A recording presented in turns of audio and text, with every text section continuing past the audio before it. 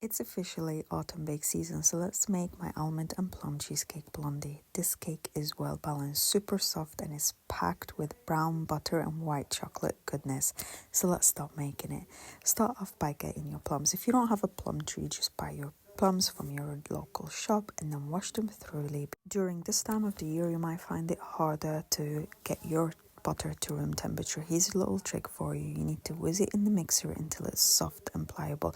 You can do that for a good few minutes. A better alternative than using the microwave. After your butter has softened, add your brown sugar and keep mixing it until light in color. Then add your eggs. Once you add your eggs, add all your dry ingredient and mix it until it becomes a really soft dough. Add your vanilla and your white chocolate. So for the cheesecake mix, I've got here some cream cheese, brown sugar, and then once I mixed everything together, I added 1 egg and then mix that all until it becomes like a sort of a liquidy consistency. Then added some candied orange for texture and flavor as well.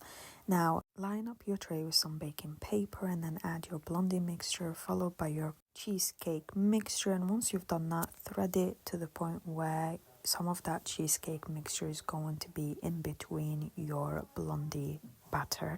Now don't worry if the screen is going too quick, all detailed instructions and recipes going to be on my website, link in bio. Now slice your plum and get rid of the seeds, and make sure you place the plum on top of your cheesecake and blondie mix, and then add some almonds. Now the combination of toasted almond with the sweet nuttiness from your brown butter and the blondie works so well with the sourness of your plum. It's just a really good combination.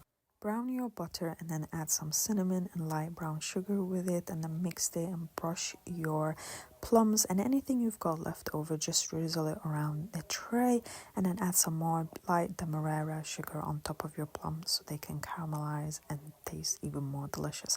Slice your blondie when it's cooled down and enjoy it. You must try this recipe. I promise you, you're going to love it.